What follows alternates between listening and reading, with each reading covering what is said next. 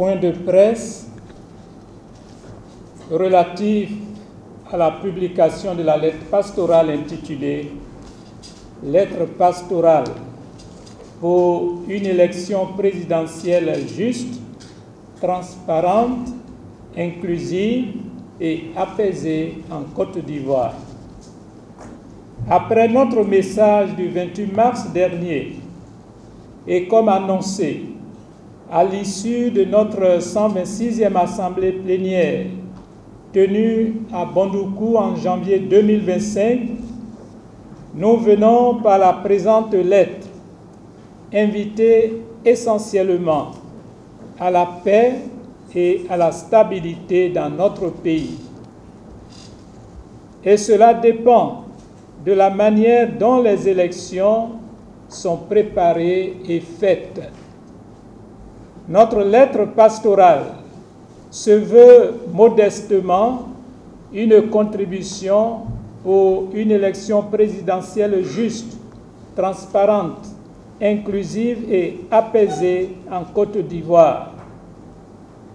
Oui, nous voulons nous faire l'écho des Ivoiriens qui sont en attente d'une élection de qualité organisée par des institutions et des hommes de qualité. D'une telle élection découlera la paix tant recherchée. Le document comporte 72 numéros structurés autour de 3 grandes parties. Dans un premier temps, nous citions le contexte sociopolitique et juridique.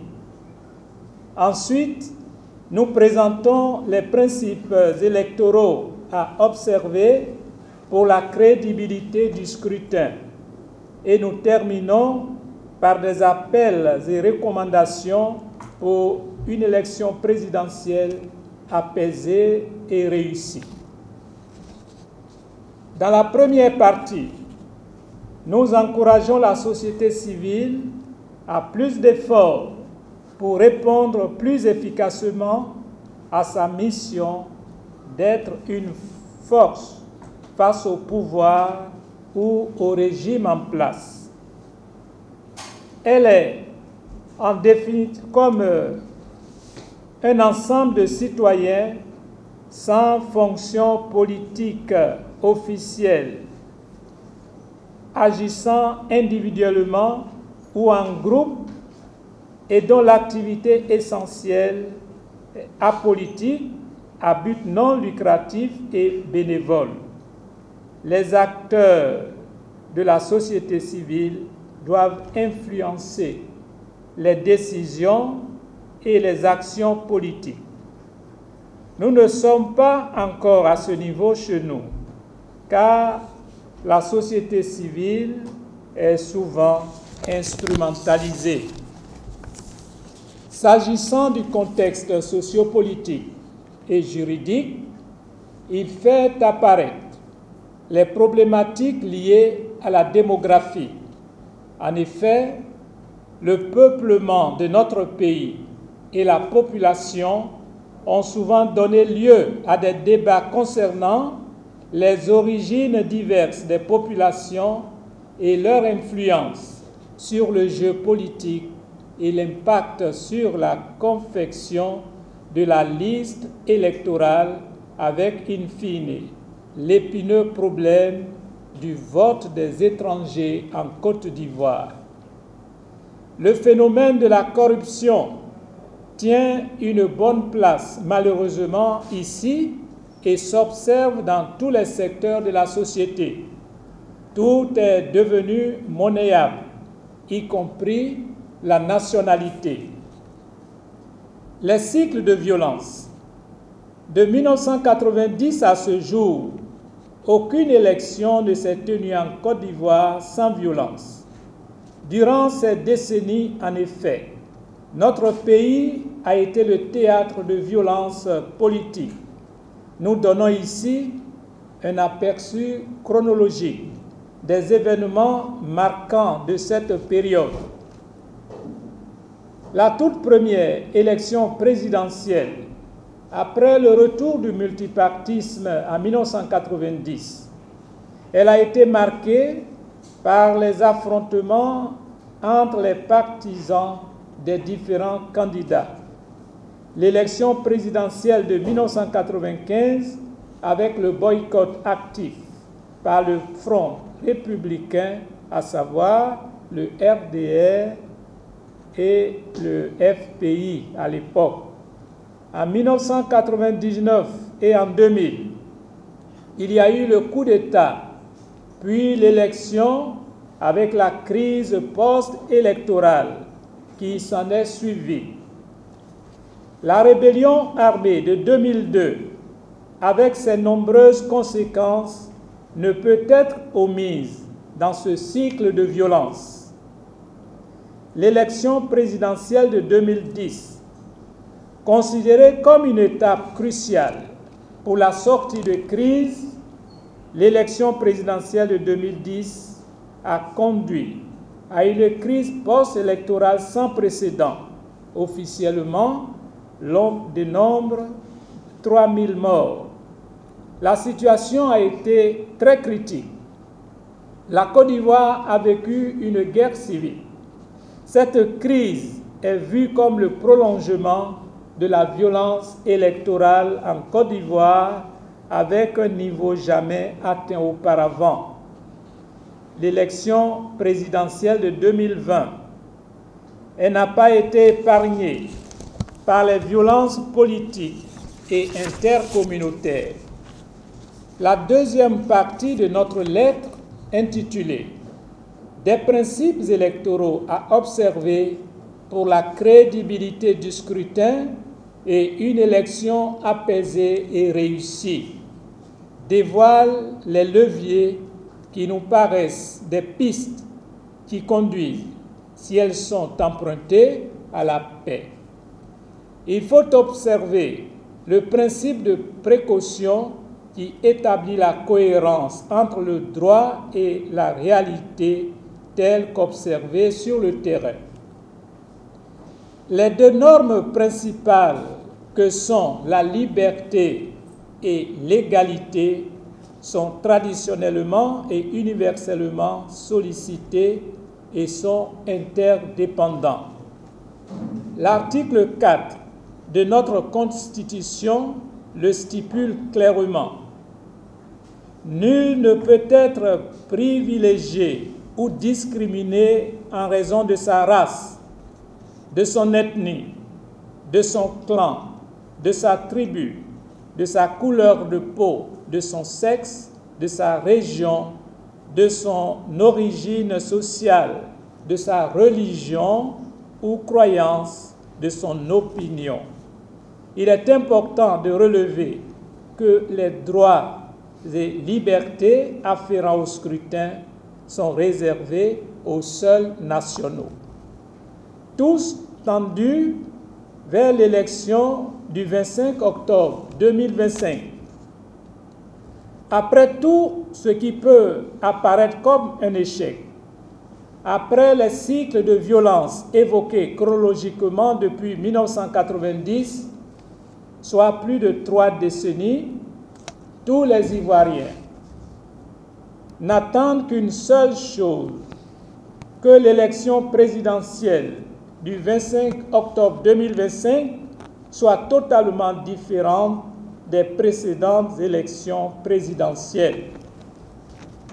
Malgré la peur, l'angoisse, l'incertitude qui sont les sentiments des Ivoiriens en ce moment, le miracle ivoirien peut et doit se produire. Les conditions de la réalisation de ce miracle sont les caractéristiques suivantes qui doivent accompagner l'élection du président de la République. Elles doivent être ouvertes. Ici, il faut entendre par là que les votes doivent être accessibles et transparentes avec des règles claires. Aucune raison ne doit justifier la mise à l'écart de citoyens d'exercer leur droit de vote. encore moins un candidat de solliciter le suffrage de ses concitoyens. Une élection ouverte est celle dans laquelle les partis politiques, les candidats et les électeurs font preuve d'une réelle adhésion au suffrage universel. Elles doivent être inclusives. Électeurs et candidats doivent être admis dans le cercle du jeu électoral. À côté de la loi, la réalité socio-politique du pays concerné doit être prise en compte pour éviter des situations explosives. C'est bien le cas de notre pays en ce moment. Elles doivent être transparentes. C'est l'absence d'équivoque. Le jeu doit être clair. Les règles établies, connues de tous.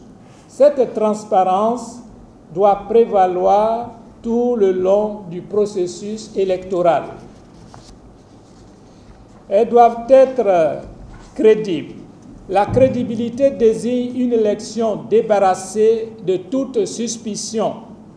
Elle donne de constater la régularité des différentes étapes ayant jalonné le processus électoral. Elles doivent être apaisées, c'est-à-dire qu'elles doivent se dérouler dans un climat de paix, ce qui, il faut le reconnaître, n'a pas été le cas en Côte d'Ivoire depuis 1990, comme déjà évoqué. Élection présidentielle de 2025, respectueuse des principes et des normes en Côte d'Ivoire. Aujourd'hui, à quelques 3 mois de l'échéance du 25 octobre 2025, l'atmosphère est délétère. Des crispations s'observent et cela inquiète et ne met pas à l'abri des violences électorales que nous condamnons. Pour éviter à la Côte d'Ivoire une autre élection faite de violence, nous, archevêques et évêques de Côte d'Ivoire, dans la 3e et dernière partie de notre lettre, proposons quelques remèdes pour une élection présidentielle apaisée et réussie, et ce, à travers les appels et les recommandations qui suivent. Les appels. Dieu est charité, et celui qui demeure dans la charité demeure en Dieu et Dieu en lui. La crainte n'est pas dans la charité, mais la parfaite charité qui congédie la crainte, puisque la crainte contient un châtiment. Si quelqu'un dit « J'aime Dieu » et qu'il est son frère, c'est un menteur. 1 Jean chapitre 4, verset 20. Nous avons reçu de Dieu ce commandement que celui qui aime Dieu aime aussi son frère.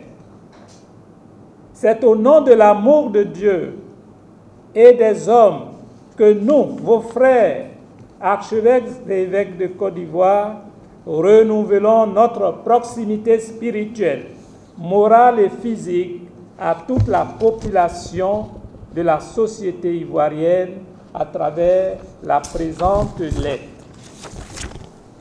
L'Église en Côte d'Ivoire a une vision synodale qui la décline comme une Église communion autonome au service de tous et du développement intégral de l'homme à la lumière de l'Évangile. Par conséquent, nous ne saurions demeurer indifférents à tout ce qui se passe en Côte d'Ivoire. Nous interpellons et restons favorables à tout ce qui devrait militer en faveur d'une société apaisée et d'une fraternité élargie et toujours ouverte et respectueuse de la dignité et des droits de la personne humaine. Aussi, nous sentons-nous interpellés par les discours, les actes et même le silence qui annoncent une ambiance susceptible d'impacter négativement la période électorale que nous abordons maintenant. Cette ambiance délétère est porteuse d'incertitude, d'angoisse, de crainte au sein des populations. Notre engagement spirituel et moral, qui consiste à étendre le champ d'une communauté fraternelle par la force de l'amour, nous fait obligation d'appeler au partage, à la tolérance, à la justice et à la paix. Car le nouvel ordre politique et économique qui s'installe dans le monde exige pour nos pays déjà fragilisés par de nombreux faits d'existence que nous soyons fraternellement soudés pour mieux en atténuer les effets. Dans cette perspective, rien dans nos paroles et rien dans nos actes ne devrait perturber le sens chrétien de notre fraternité, de notre charité et de la paix sociale qui en découle. Nous sommes donc invités, en cette période sensible marquée par l'élection présidentielle d'octobre 2025, à œuvrer pour que ces idéaux se réalisent. Nous devons éviter de nous adonner aux calomnies et aux diffamations. En revanche, nous devons nous consacrer en âme et conscience à entretenir ce qui nous unit, à protéger ce qui nous appartient en commun et dans le même mouvement de pensée, à nous éloigner de ce qui sent la haine, la violence, la guerre et à préserver la sacralité, l'inviolabilité et la dignité de la personne humaine. Ainsi, dans le même élan, l'apôtre Paul nous interpelle-t-il en ces termes: ayez un même amour, un même cœur, recherchez l'unité, ne faites rien par rivalité, rien par gloriole, mais avec humilité, considérez les autres comme supérieurs à vous, que chacun ne regarde pas à soi seulement, mais aussi aux autres. Philippiens chapitre 2, versets 2 à 4. En mettant beaucoup de soin dans les différents aspects de l'austérité et surtout dans l'amour du prochain, nous sommes assurés que les jours à venir nous ouvriront une nouvelle ère qui nous incline au renforcement de nos liens fraternels, qui ne réclament que les bienfaits de la démocratie. Il faut se garder de réduire la démocratie à sa dimension quantitative et statistique. Elle repose sur des textes, des valeurs, des consensus, dans un environnement aseptisé. Telle apparaît sa dimension qualitative qui appelle l'existence des institutions de la République de Côte d'Ivoire chargées de trancher, de protéger, de conseiller, de contrôler, d'arbitrer, d'apaiser et de concilier sur la base des règles, des principes et des lois qui ne demandent qu'à être partagées et appliquées. Les fonctions des institutions telles qu'exprimées ici traduisent un impératif éthique, moral et social. Ces institutions ainsi identifiées exigent des hommes et des femmes qui les animent, qu'ils aient des qualités intrinsèques, qui les maintiennent à l'abri des influences politiques, éthiques, économiques et religieuses. On a besoin de mieux connaître ces institutions pour ne pas se méprendre sur le parcours individuel et collectif de la liberté et de l'égalité, notamment dans le cadre de ce qui nous intéresse ici, à savoir les jeux électoraux, un véritable baromètre social dans un système pluripartiste. Ce que nous devons faire, c'est de nous familiariser avec les jeux électoraux en insistant sur les meilleurs outils, instruments et mécanismes de renforcement des capacités ou d'un apprentissage indispensable. Car figurer, par exemple, sur une liste électorale et participer effectivement au vote marque pour chacun de nous la pleine affirmation de sa citoyenneté ainsi que la fierté de participer à la vie de la nation par le choix des gouvernants. À ce propos, l'Église enseigne, d'une part, que la participation à la vie communautaire est un des piliers de toute société démocratique. C'est à ce titre et à bien d'autres que la période de la préparation de l'élection présidentielle de 2025 est considérée comme une période capitale au regard des enjeux qui la caractérisent. En pensant aux élections présidentielles passées depuis 1995 jusqu'à celle récente de 2020, la question qu'on doit se poser est la suivante. Qu'avons-nous à faire ensemble pour éviter qu'il arrive à notre pays ce que personne ne peut lui souhaiter? La période proprement électorale, quoiqu'intervenant de toute évidence avant le vote, demeure très importante sur le double plan quantitatif et qualitatif.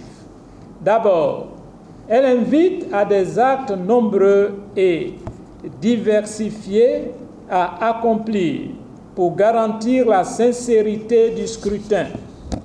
Ensuite, elle fait appel à divers aspects techniques, juridiques et politiques. Bref, cette période préparatoire de l'élection présidentielle est très sensible parce qu'elle est révélatrice des signes de crispation. Ces signes sont eux-mêmes annonciateurs de crises profondes lorsque toutes les opérations préliminaires ne réservent aucune place à l'idée d'un dialogue politique porteur de consensus. Au regard de ces multiples constats, il importe de mettre tous les atouts et tous les soins du bon côté pour éviter les faits susceptibles d'affecter le jeu électoral à venir. Nous pensons à quelques points de crispation qu'il importe de traiter avec la pleine conscience et pour la qualité de l'élection présidentielle et pour la préservation de la paix sociale. Il s'agit principalement d'une meilleure organisation de l'électorat concrétisée par l'établissement de la liste électorale, l'éligibilité à l'élection à la présidence de la République, la commission en charge de l'élection, de la prévoyance de la violence et de la nécessité d'une culture de la paix. Sur ces points, quelles sont nos recommandations?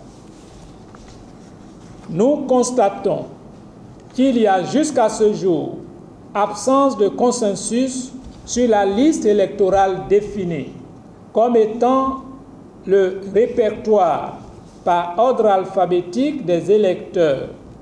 Elle présente à ce titre de multiples inutilités et de multiples utilités. Par exemple, déterminer qui est électeur, vérifier au moment du scrutin si les individus qui se présentent sont en droit de voter. Elle détermine le nombre des électeurs et par là décide du vote. Sa mise à jour régulière, selon la loi, permet d'y ajouter, outre ceux qui ont droit d'y figurer, les nouveaux majeurs, de retirer ceux qui n'ont pas le droit d'y figurer, le suffrage étant universel. Article 52 de la Constitution de 2016, tous les citoyens doivent être mis en situation de participer effectivement au vote. Dans certains pays, l'inscription sur la liste électorale se fait automatiquement et régulièrement. Dans d'autres pays, en revanche, c'est à la demande de l'administration, comme c'est le cas de la Côte d'Ivoire, que les individus sont invités à effectuer un certain nombre de démarches pour réaliser une liste électorale, par exemple, faire le déplacement vers un lieu d'enrôlement, avoir une carte d'identité, établir et fournir un certificat de résidence, etc. Se faire enrôler effectivement. En effet, le Code électoral dispose: tout Ivoirien remplissant les conditions pour être électeur peut s'inscrire sur la liste électorale de la circonscription électorale de son choix, à condition d'y avoir son domicile ou sa résidence ou des intérêts économiques ou sociaux. Parmi les différentes considérations attachées à la liste électorale, il convient d'en rappeler 3. La première considération est de faire en sorte que le plus grand nombre de personnes en droit de voter figurent effectivement sur la liste électorale pour une plus grande légitimation du candidat élu. À titre d'illustration, la Côte d'Ivoire, qui compte 29 389 150 millions d'habitants, n'a que 8 761 348 millions d'électeurs inscrits sur la liste électorale selon les estimations de la CEI, avant la révision de la liste électorale de 2025. Quelles dispositions faut-il prendre pour accroître le nombre des inscrits sur la liste électorale pour respecter le caractère universel du scrutin? Au Ghana, un pays voisin, où la population s'élève à 34 876 683 habitants, on a 18 700 000 électeurs inscrits sur la liste électorale. La commission électorale ghanéenne, qui tient au caractère universel du suffrage, a pris soin d'engager une politique d'inscription continue sur la liste électorale depuis 2022 pour des élections prévues en 2024. Cette approche a un double avantage, à savoir l'inscription continue pour avoir un grand nombre d'électeurs et le contrôle subséquent des listes électorales. La seconde considération fait état d'une idée d'appropriation de la citoyenneté et la volonté d'un individu de participer à la vie de la nation. D'où vient-il donc qu'il existe des malentendus alors que l'administration électorale, y compris le gouvernement, a intérêt à établir une bonne liste électorale, condition primordiale d'une élection réussie ou perçue comme telle. La troisième considération tient dans la complétude et la sincérité de la liste électorale, qui exige que des personnes qui remplissent les conditions d'y figurer ne se sentent pas exclues abusivement et que personne ne doit figurer sur cette liste en violation de la loi.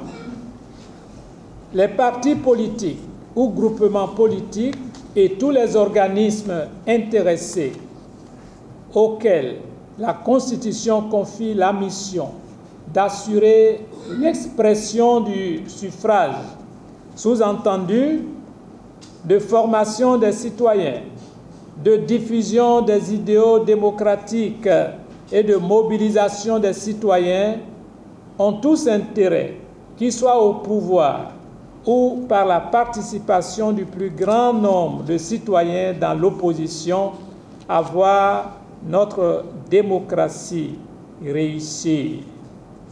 L'élection ne doit donc pas être une occasion de participation de quelques citoyens auxquels on accorde le privilège de figurer sur la liste électorale alors que d'autres qui le méritent tout autant sont victimes d'exclusion.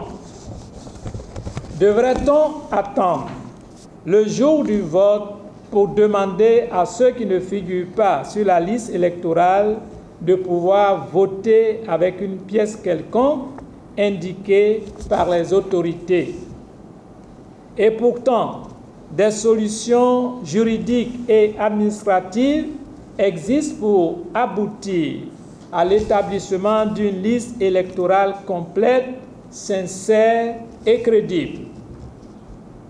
La prévoyance des conflits électoraux commence sur le problème crucial de la fiabilité de la liste électorale. Comment parvenir à établir une liste électorale consensuelle pendant que les acteurs politiques s'entre-déchirent?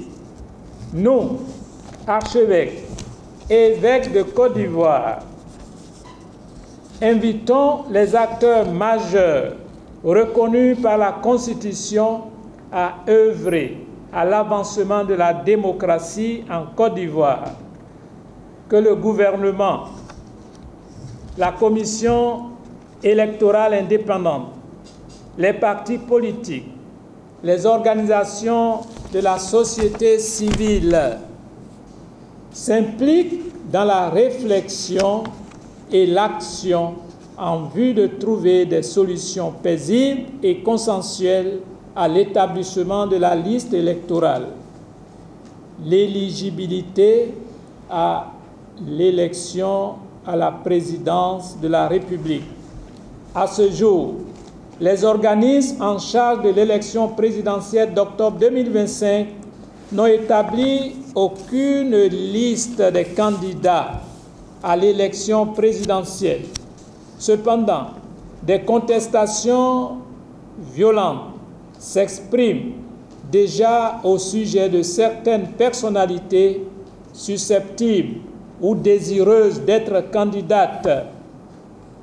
Que ce soit le candidat potentiel du parti au pouvoir, que ce soit ceux des partis de l'opposition, le problème de leur éligibilité est ouvertement posé et alimente des chroniques de toutes sortes. Tout cela risque de constituer une cause de déflagration sociale et de conflits électoraux. La question de l'éligibilité est très problématique et politiquement sensible en Côte d'Ivoire, surtout pour les personnalités de grande influence politique.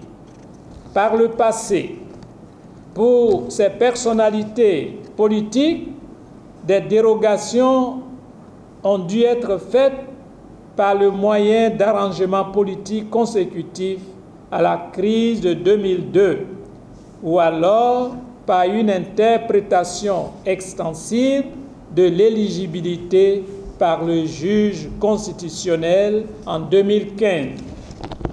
Comment résoudre alors l'épineuse question de l'éligibilité des uns et des autres de façon consensuelle? Pour l'élection à venir, Il importe de prendre des dispositions pour prévenir tout risque de crise électorale ou post-électorale à cette situation. Rappelons que dans le passé, et cela en rapport avec l'élection présidentielle en Côte d'Ivoire, des solutions ont pu être trouvées à travers des arrangements par une approche qui permet de prévenir des contentieux inéquitables. Nous, archevêques et évêques catholiques de Côte d'Ivoire, invitons les organismes en charge des élections et les acteurs politiques à aborder les choses en tenant compte du bon sens politique dans le contexte actuel, en privilégiant le recours à des arrangements. On envisagera ainsi des élections inclusives et par conséquent apaisées. En la matière, il y a certes les règles juridiques, mais il y a aussi le bon sens politique. Suite au coup d'État intervenu en décembre 1999, le pays s'est doté d'un organisme indépendant d'organisation des élections. Il était attendu de sa part l'organisation d'élections dans les conditions d'objectivité, de compétence et d'impartialité. La CEI qui lui a succédé s'est dotée des mêmes attributions tout en étant une structure permanente. À la pratique, des critiques nombreuses sont faites à cette structure et à ses dirigeants. On lui reproche notamment d'être déséquilibré en faveur de l'exécutif et donc du parti au pouvoir.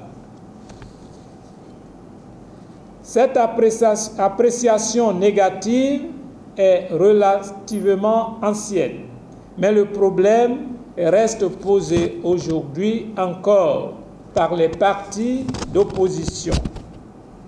Sous influence politique, en raison de sa composition dominée aussi bien par les partis politiques que par les organismes gouvernementaux, peu professionnels, en raison des manquements constatés lors des opérations électorales, listes électorales truffées d'irrégularités, d'absence de matériel dans certains bureaux éloignés, bureaux de vote éloignés des lieux de résidence des votants, etc. Ces griefs peuvent avoir des effets sur l'efficacité même de l'organisme. Nous, archevêques et évêques catholiques de Côte d'Ivoire, invitons les partis et groupements politiques et le gouvernement à soutenir et à rendre possible l'idée d'une structure pleinement indépendante et professionnelle. Tout le monde appelle à l'organisation d'une élection présidentielle apaisée. Tout le monde demande des prières pour des élections apaisées dans les églises, temples et mosquées. Car personne ne veut la violence. Il est important de soutenir, encourager et appuyer cette posture de bon sens.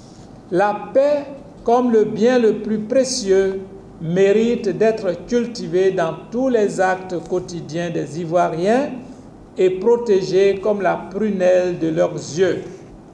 Elle est la condition d'une vie sociale normale. Chacun doit s'engager à la promouvoir, particulièrement en cette période de l'élection présidentielle. En effet, qui veut aimer la vie et voir des jours heureux doit garder sa langue du mal et ses lèvres des paroles trompeuses, se détourner du mal et faire le bien, rechercher la paix et la poursuivre. 1 Pierre, chapitre 3, versets 10 à 11.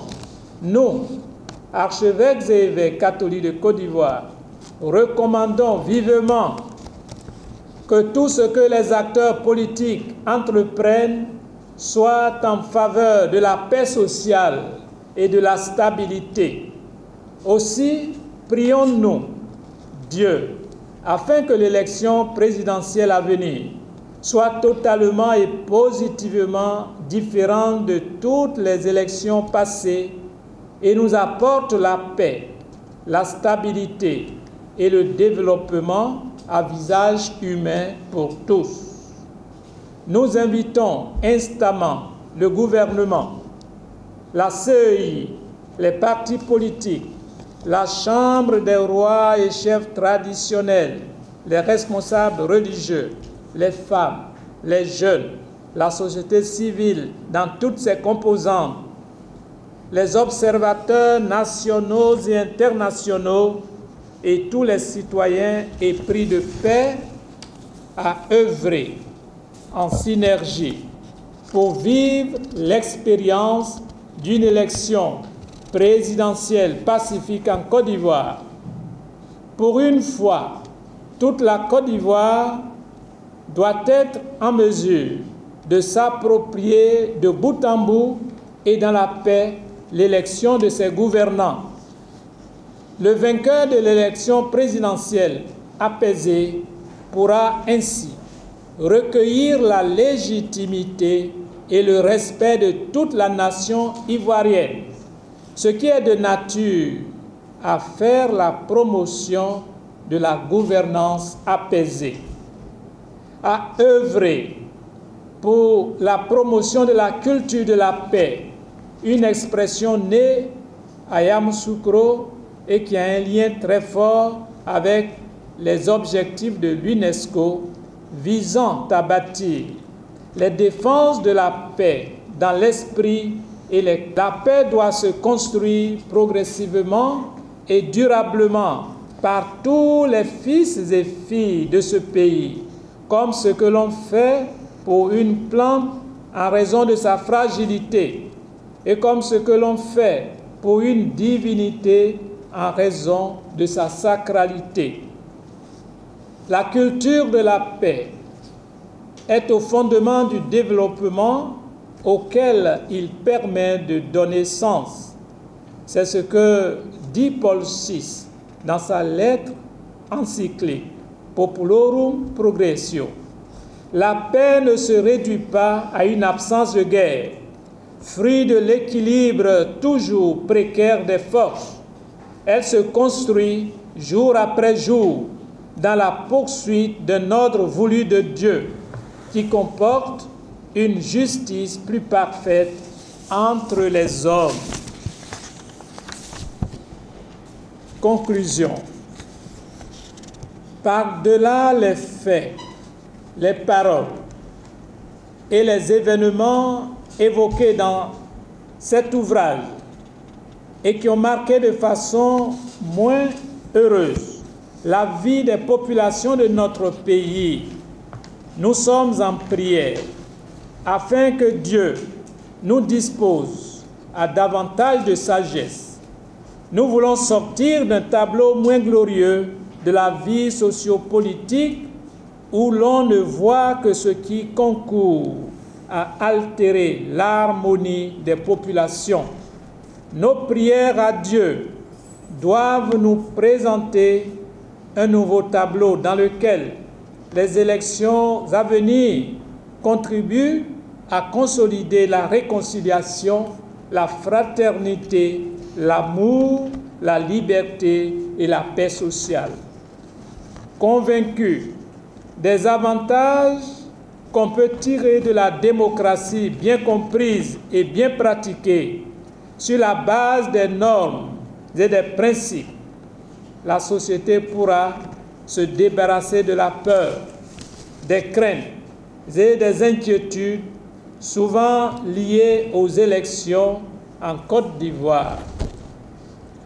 Nous osons espérer que pour mieux répondre aux attentes des populations, l'élection présidentielle d'octobre 2025 sera totalement et positivement différente des élections présidentielles précédentes pour que notre démocratie, ponctuée par des élections régulières, ne présente plus aucun caractère clivant et négatif. Il y a des efforts que nous sommes capables de faire. Ces efforts participent du principe de précaution politique qui met en bonne place le dialogue politique porteur de consensus dynamique, d'où l'intérêt de quelques principes de conduite morale et scripturaire enseignés qu'il convient d'observer en cette période électorale. La règle d'or de la réciprocité. Ainsi, tout ce que vous voulez que les hommes fassent pour vous, faites-le vous-même pour eux. C'est la loi et les prophètes. Matthieu chapitre 7, verset 12. Cette règle de la réciprocité énoncée par le Christ est bien connue sous diverses formes dans les civilisations antiques, l'Ancien Testament, le judaïsme rabbinique. Elle prône la délicatesse, la tempérance et la charité dans les relations interpersonnelles. Encore aujourd'hui, elle vaut son pesant d'or, surtout en des moments cruciaux et délicats, comme celui de la période électorale où ce qui est dit ou fait est souvent motivé par des intérêts narcissiques, égocentriques et partisans et ne tient nullement compte des répercussions négatives et néfastes sur l'autre. Cette règle d'or invite chacun à s'interroger. Accepterai-je volontiers que soit dit de moi ce que je dis de l'autre? Supporterai-je sans réagir qu'on me fasse ce que je fais moi-même aux autres? Le principe d'universalité demande ceci. Agis toujours de façon que tu puisses vouloir que la maxime de ton action devienne la loi universelle. La loi s'impose à tout homme. Il suffit donc, pour savoir si un principe d'action est conforme à la loi morale, de réfléchir à ce qui arriverait si ce principe était universellement admis. Ce que tu appliques ou fais appliquer à autrui aujourd'hui en étant au pouvoir, peux-tu accepter qu'on te l'applique quand tu ne seras pas au pouvoir? Ce qui explique que dans les pays démocratiques, la perspective de l'alternance politique constitue une sagesse de gouvernance. Le principe du respect de l'homme enseigne: agis de telle sorte que tu traites l'humanité aussi bien dans ta personne que dans la personne de tout autre, toujours en même temps comme une fin et jamais simplement comme un moyen. L'être humain est un être de dignité dont la valeur est absolue et non relative. L'homme ne doit pas être traité comme une marchandise à travers l'achat de conscience ou comme agent de violence en période électorale. En un mot, on ne saurait faire d'une volonté humaine le simple moyen d'un avantage personnel, même pas pour prendre ou conserver le pouvoir. Le principe d'autonomie nous rappelle ceci: agis toujours comme si tu étais législateur en même temps que sujet. La démocratie exige que le citoyen soit à la fois l'auteur de la loi, directement ou indirectement, et celui à qui cette loi s'applique. En d'autres termes, la moralité politique consiste non pas simplement à exécuter la loi, mais à la vouloir, en sorte qu'on soit son propre législateur et non pas seulement un docile observateur. L'élection présidentielle offre l'occasion de cette affirmation. En somme, la démocratie en Côte d'Ivoire doit se faire par tous les citoyens et citoyennes. Elle exige de chacun d'eux un engagement libre, sincère et effectif. Comme nous aurions aimé que nos gouvernants entendent Saint Oscar Romero, archevêque de San Salvador, martyr de la paix pour son peuple, quand il dit « La paix n'est pas le produit de la terreur ou de la peur. La paix n'est pas le silence des cimetières. La paix n'est pas le résultat silencieux d'une répression violente.